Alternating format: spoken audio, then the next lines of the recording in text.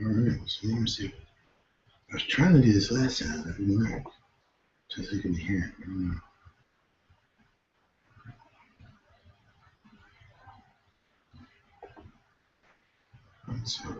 Let's just open it.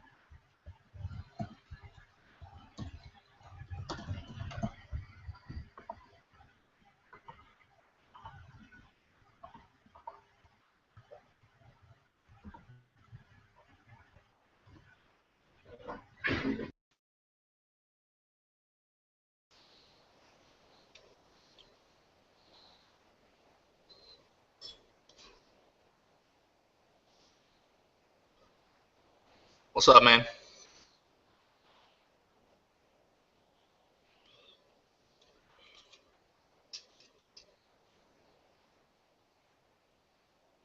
Trying to see if I can share YouTube videos while we do like pre-show stuff. Can you hear this Oh, music?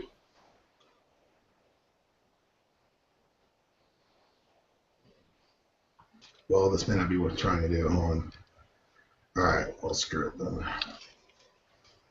All right. are you glad I'm here so you can watch me eat? I didn't plan on watching you eat, but now that it's happening, it's okay. I'm not gonna eat those. I was gonna pull a Chad and have to go get a drink of water, but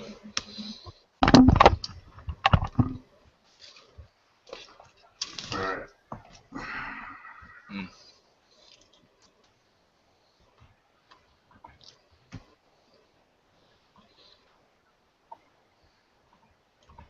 All right.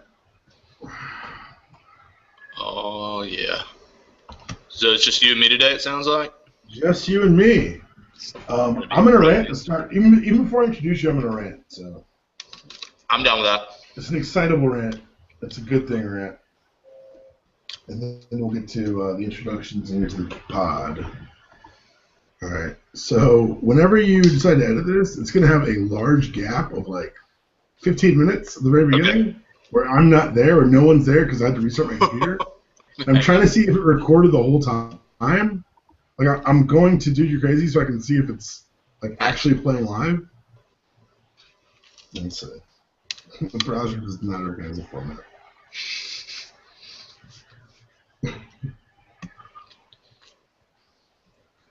Okay, no, we're back live on the site. I'm not watching you. I'm watching you watch me watching you eat food. Oh, I'm gonna do it too. There's a slight lag. It's very strange.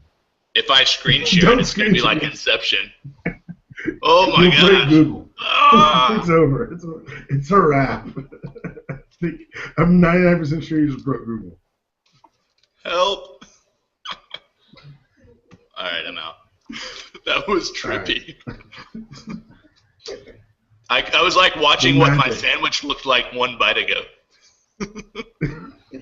My God, the lag. Hmm. All right, so yeah, I've been broadcasting since like 11:40, and there's a legitimate 10-minute gap of where there's going to be no feed at all. You're like, wait, Daniel said he was recording for 20 minutes. Nope, Daniel vanished for 20 minutes, and then Daniel listened to music by himself because he thought everyone could hear it. Like I'm jamming for at least like 2 or 3 songs. Oh no, I'm mouthing words, I'm bobbing my head, getting into it, and it's a wrap. It didn't really happen. And you probably had your mic off too. Oh no, it mutes the mic, so it's just silence while I'm lip syncing and bobbing my head. It's very nice. It's Daniel Palmer, all class. We're gonna make a GIF out of that. Oh, I'm really excited about that too. That makes me really happy. And there's no way for me to like take it away from you because like now it's on the site and you have all the links. And, it's permanent. Yeah, lots of good stuff happening today on the internet. So my douche boss got fired yesterday. It was awesome. It was I feel like that's one of the most underrated things in the world. Like working with someone you know should get fired and then watching them get fired and then just the catharsis. I knew it was happening all day. Wait, so that's even better when you know and they don't. You're like, oh. I'm not making this up. So my biggest beef with him is he doesn't work. That's a huge beef. It's a huge beef. He spent 45 minutes on the phone yesterday morning talking to some like medical sales company trying to get his buddy a job. Oh. It was like painful, and I was walking by like laughing so hard. And then he went and basically got fired and then came back and tried to message it as like this mutual agreement. And then as soon as it was gone, like my real boss was like, yeah, you got fired. Yeah, we were like, I know, you said you were firing him. It was awesome. Like this so is gonna needless to ruin say, everybody went out after work and got like hammered. It was great. Okay, so I'm going to be wasting the rest of my day trying to learn how to play music in Hangouts. I'm for it. Like, I should be able to share. God damn it. Hold on. See, now, hold on. All right, I know technically the show started 3 minutes ago, but it's not going to start yet because I'm not done deciding if this will work. I'm good. I'm in no rush. I'm like just now getting my first cup of coffee in me. You had a rough one, didn't you? Yeah. It was rough. It was bad. We started drinking at 3:30, and I'll do it. got home had to have the intern What the drive me hell was home. that? Oh, I clicked on something. Sorry. Did you not hear that either? Mm-mm. This is ridiculous. Technology. Google, get your shit together. I know you're watching because you watch everything because you're Google, and pretty sure you're all the world at this point. You're reading our thoughts. Well, apparently you and I broadcast or write most of our thoughts, so. Yeah, we're not too secretive with them. Yeah. How does Google know that? Like I said it.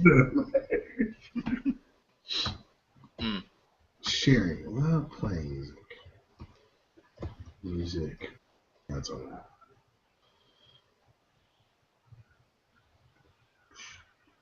I want studio mode. God bless America. This makes me want to fight somebody.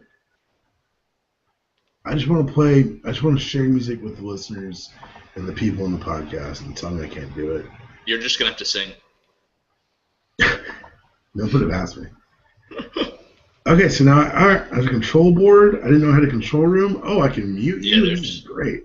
There's a lot of stuff you can do. Wait, there's stuff here I can use. I just don't know how to use the music. Like, I want to play, like if I'm in the chat, I'm hanging out before the show. Like, why can't I listen to music?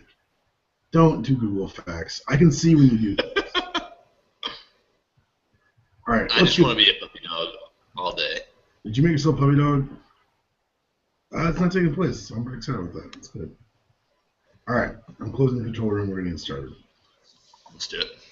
I guess you're going to mark, so just for your personal edification, so you know, I'll see a timestamp-ish.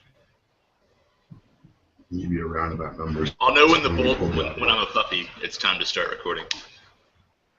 You're not, are you a puppy? Oh, God. Andrew, don't be a puppy. I don't ask for much. I ask that you not be a dog on the podcast. You win. You win. I appreciate You're the host. You're the host. Am I? How do you tell me? I think you are. You sent out an email. We're 25 minutes in. Okay. For the record. I'm not going to edit it out. I'm not going to edit it out. There's a 25-minute clip of this podcast on the site now. I got to pull that post down after this is over. That's ridiculous. When we do the audio, I'm going to leave it. It'll be like a lost track. Like, there's nothing for 10 minutes. And then they talk about things. Fighting with his laptop. All right, we're getting started. Welcome back to the Weekly Hangover Duty Podcast. I'm your host, Daniel Palmer. Before we get to introductions, we're getting anything else. I want to talk about the greatest thing that's ever happened to me. It's the fact that Outkast is playing Centennial Park in September. They announced it this week. Tickets go on sale next week. If you ever loved Outkast, if you ever cared about music, you should go to this. Find your way. I've had people say to me legitimately, Daniel, you saw Outkast once this summer. I'm going to see him twice. I don't see what the problem is. If I can see Outkast twice, if I saw Outkast and you didn't this summer, my summer was better than yours. You may have gotten married. You may have graduated. You may have gotten a new job. Your boss may have gotten fired. My summer's already better than your summer because I saw Outkast once. If I see Outkast twice, that can't tell me nothing, man. It might as well be. It's over. It's the best year of my life if I see Outkast twice, and I'm going to. Centennial Park, September. I know I'll be there. I know Chad's going to be there. I figured Andrew's going to make his way there. I got people coming in from all over the country. It's going to be the best night of our lives. But now that's over, and I'm happy ranting over. I can get angry and talk about sports with our editor-in-chief, Andrew Hall. Dude, you're crazy on Twitter. Andrew, what's going on, man? Not much, man. Just slow Saturday morning, kind of getting rolling here. First cup of coffee, so don't expect too much out of me. But never do. Yep, you shouldn't, especially not on a Saturday. But doing well, man. How was your week? Good week. A lot of rain, but other than that, I realized that my plans for saving money are going to go right out the window because Outkast keeps on doing incredible things, and I'm going to keep spending money on it, which I'm fine with. There we go. 100%. Let's talk about actually how my week has gone so far, because, like, I don't know if anyone else listens to any of these podcasts, but I'm on record talking to Chad, extolling the virtues of a third straight Heat title. And I've been wronger. I just don't remember when. These last two games in Miami were absolute bloodlettings. I know you're a big, you're one of those finals guys. You kind of show up in the finals. You watch all the finals. You watch late in the playoffs. Have you ever seen anything like that we saw the first half of Game 3? I haven't, and the weird part about that is Game 4 was even more impressive to me because Game 3 you're kind of like, oh my gosh, they're just hot. They're hitting everything. I think I tweeted something about the basket wasn't the size of a hula hoop in Game 3. It was the size of a hula hoop, and they were on the movie Honey, I Shrunk the Kids. That's how big it was for the Spurs. And that's just like an anomaly, and you knew it wasn't going to like last forever, although that would have been pretty awesome if it just kept going. But to come out and dominate in Game 4 in the same way without having to shoot 90-some-odd% through most of the first half, it was incredible. I mean, the Spurs are playing the best basketball I've seen in years. This would be the best offensive basketball I've ever seen in my entire life. There's a play that's been making its rounds on the internet where there's 6 passes, 2 dribbles, and a layup, and you're just like, wait a second, I don't entirely know how that happened. Like, if you go through, like, I'm one of those people who doesn't look back at their tweets, and there's a lot of these like look back apps where you can see what you were tweeting like 2 years ago now, and people were showing like people were like, hey, I sent you this 4 years ago. I was cussing you out. I wonder why. I'm like, that's not very nice. Why would you tell me that? Why are we still dwelling on that? Yeah. Well, are you mad again? Like, what did I do? But I was looking back at the tweets I put up during Game 3, and they're to the effect of, how did someone put this 2K game code in?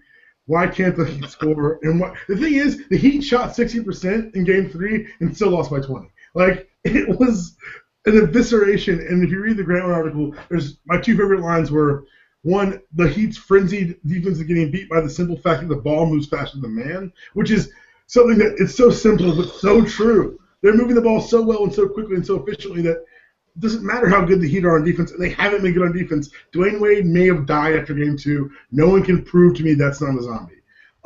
The second thing I read on Grantland that I thought was the perfect quote, and I'm going to test the nerd knowledge of everyone watching this podcast, that Greg Popovich is Dr. Giroux, and at this point, Kawhi Leonard's Cell. Like, he's the best of all of Pop's creations put into one place and focused energy to destroy the Heat.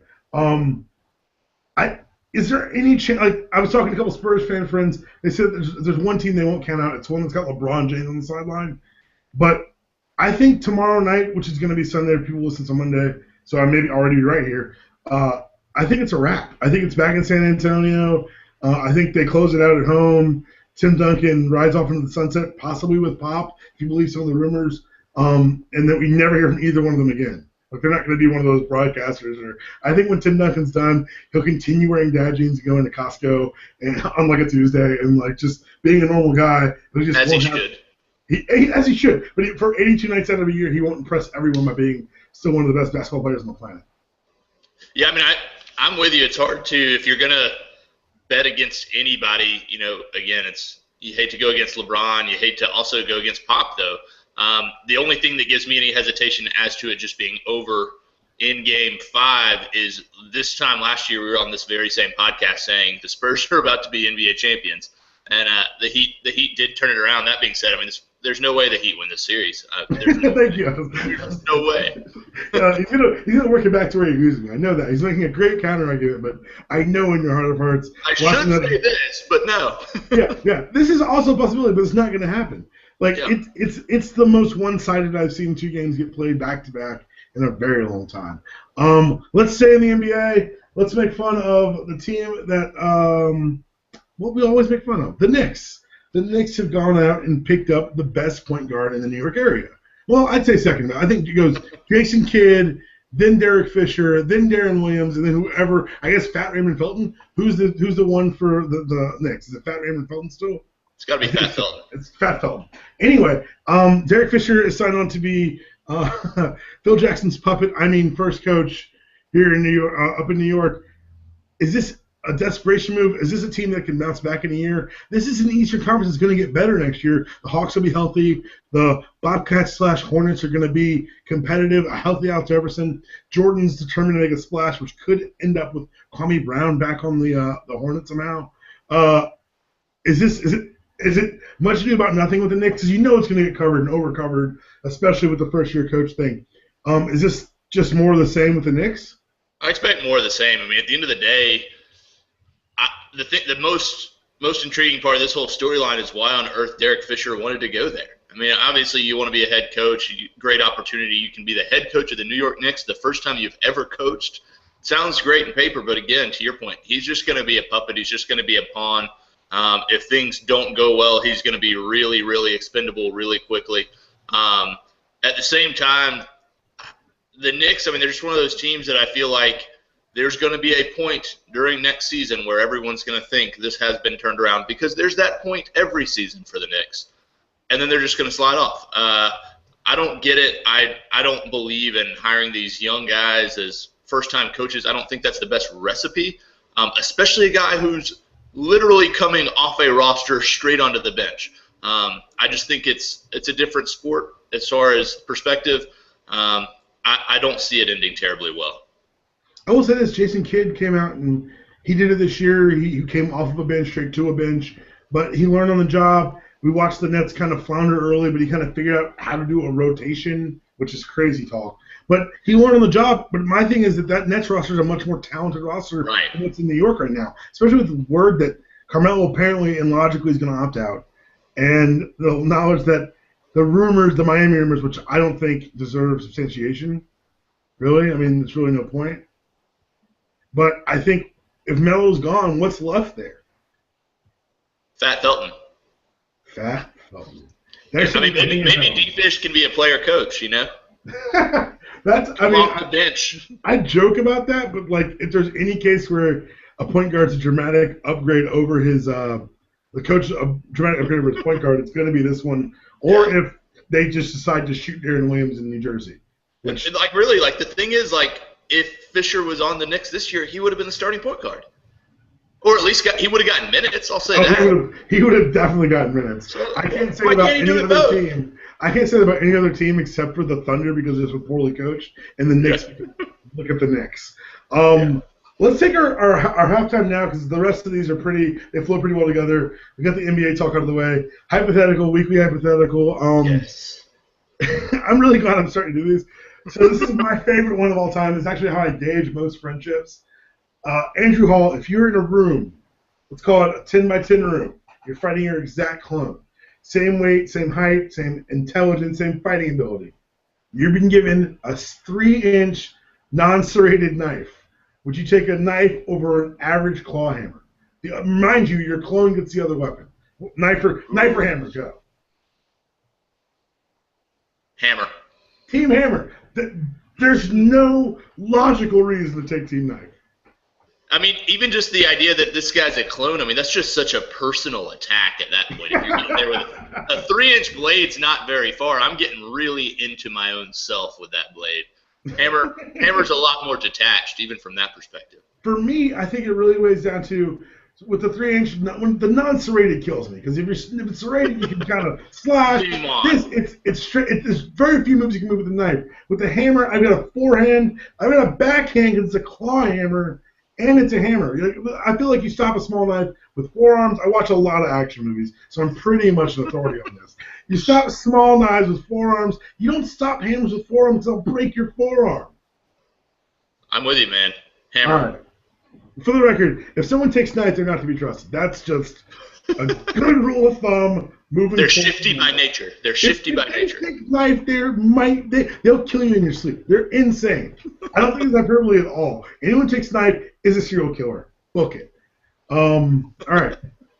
Next topic. I'm gonna let you lead this one because I think it's just right down your alley. The Joker bump.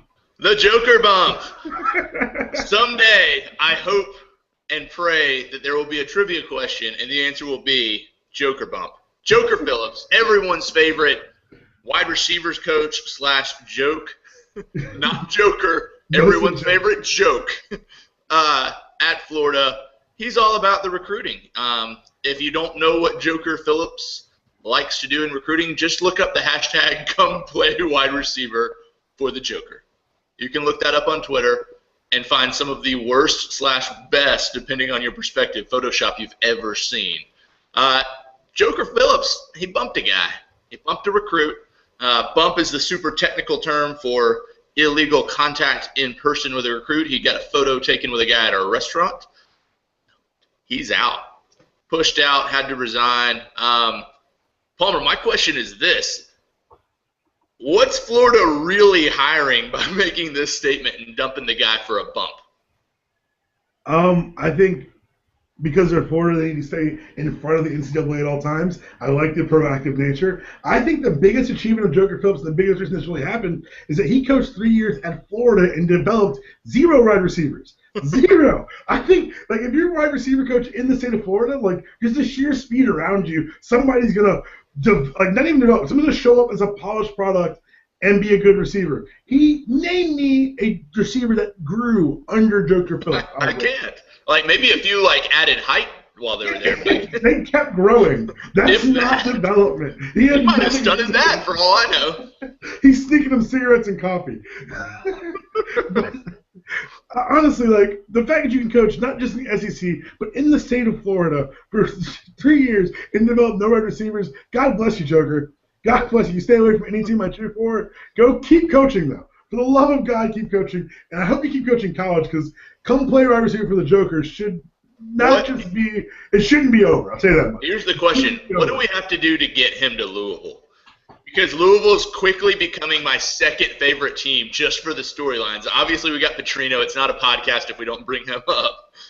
You got Grantham there. You've got most of Georgia's secondary. If we could get Joker there, if come play wide receiver for the Joker happened in Louisville, I might buy some merchandise. I'll put it that way. I'd like to apologize preemptively to the existing Louisville receivers coach, who Andrew Hall is going to frame for murder.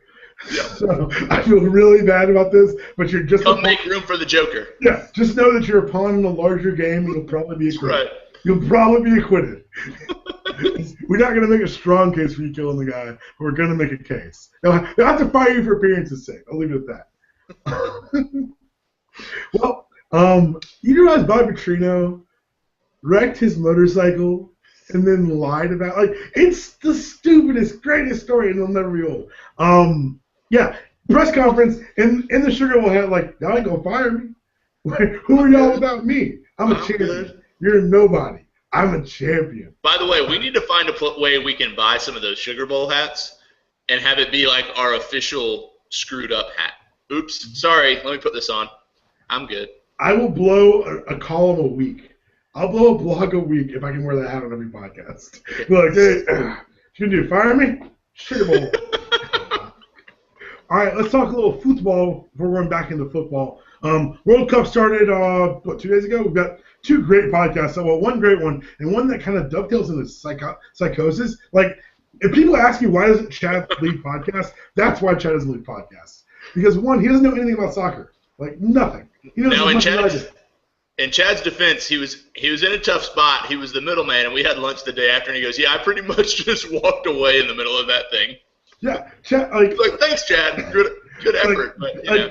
For what it's worth, people listening, we do this because it's fun, we do this because it's easy, but when we have 3 or 4 people on, it's harder to moderate and form the discussion. And I'll tell you what, there's a lot of different ways to do it. Walking away is not an option.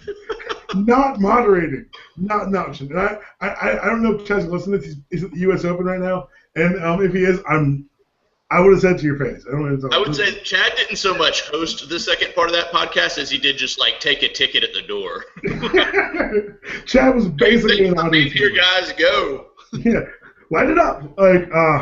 But hey, we love you, Chad. Have you caught any cup yet? I haven't watched any World Cup. What? I will say that. Interesting trivia question. What one topic was trending above World Cup yesterday at lunchtime? Do you know?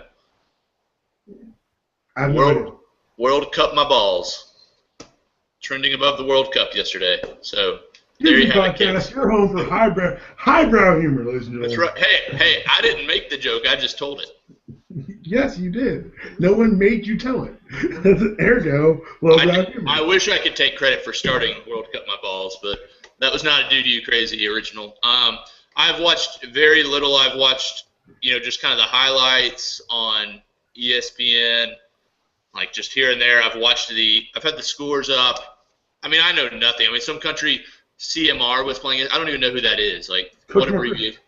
Yeah, that's the only thing I could come up with.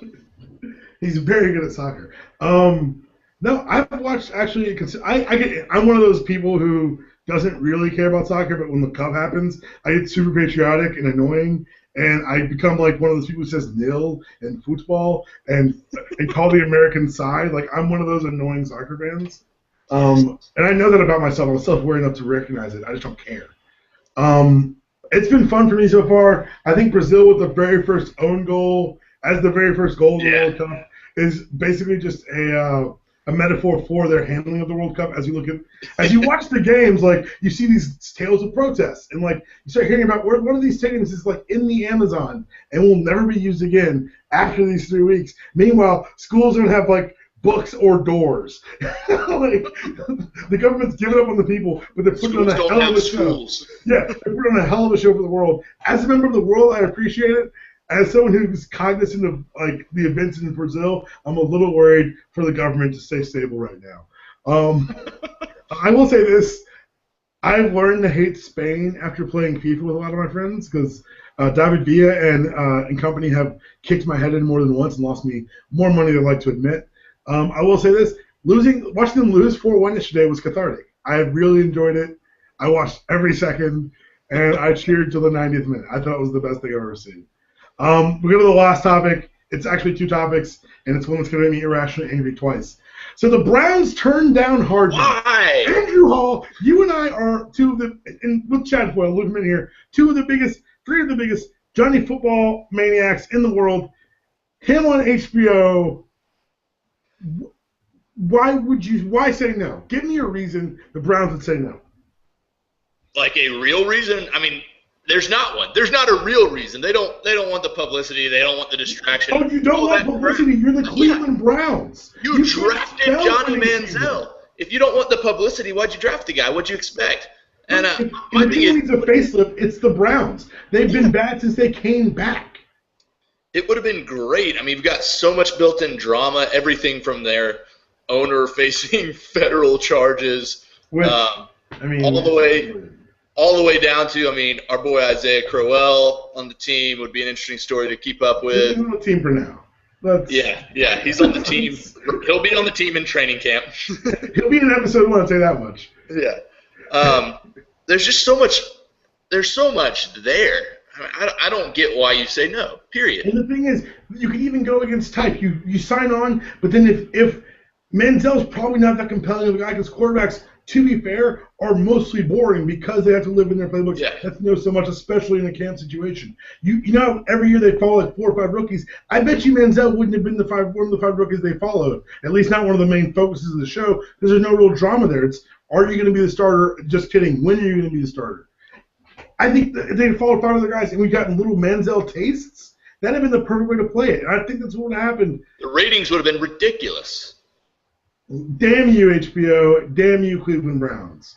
Let's go to the second part of the story and why I'm really upset. I even felt the need to work in a Star Wars gift while I was that upset. Falcons. For the record, there were 8 teams. 8 NFL football teams, including the New York Football Giants, who were coming off a bad year in the biggest media market in the world, who could have been forced to do Hard Knocks. And the Falcons volunteered. They volunteered. I hate it. The announcement of which came 2 days after Sean Witherspoon tore his Achilles. Now, if you're going to tell me that, Daniel, there's no curse. Daniel, the word distractions is stupid. Daniel, the team's outcomes are not going to be predicated on whether they're followed around by a couple of extra cameras because, newsflash, kids, all teams film a lot of stuff in training camp for like their postseason and their internal records. I know these things intellectually. I don't care. I'm still so upset that I'm going to have to watch boring Matt Ryan and crazy Roddy White. Does anyone else follow Roddy White on Twitter? He says the worst things. Like you're like, oh, he can't say anything. You can't ruin this. Well, there he goes. If you could go to prison, you'd be there. He goes to Twitter jail like twice a week. Like, reading too much nonsensical, sir. We're being asked to sit down for a while. look, I trust the Falcons management. I trust what they did in this draft. I'm sure I'm going to get some great insight to the way my favorite team is run. I don't get why HBO went for the Falcons to begin with. Like your point about like we're gonna watch Matt Ryan decide if he's gonna put strawberry or grape jelly on his sandwich every day. It's like he's the most boring man in the National Football League. It's always great. It's always great. Here are the teams that could have been forced to do it. So the rules are: if you were in the playoffs the last 2 years, you can't be forced to do it, or if you have a new coach, you can't be forced to do it. So that eliminates a lot of teams. Hold on, my computer's doing silly things. The teams that could have been forced to appear on Hard Knocks had no one volunteered. The Bears, large market team, fun fan base, smoking Jay Cutler. Bills, they probably wouldn't force the Bills. To be fair. Cardinals, probably wouldn't force the Cardinals. Giants, I've already covered why this is great. Plus, if I can get extra Eli Manning dirt television, Jaguars, if only to watch a train slow motion. Like, that'd be great. Speaking of train wrecks, the Raiders could have been forced. The Rams could have been forced, and the Steelers, who, by the way, haven't been in the playoffs in 2 years and would have been a great fit for just to watch Ben Roethlisberger not rape someone on television, but a good PR hit for him. But no, the Falcons leapt up because, you know what? We made the playoffs in the last – I'm livid. Like, I am apoplectic. I can't be consoled or talked down or reasoned with. Can you give me any upside to this? No. No? even as a viewer, there's no part of this that's appealing to me.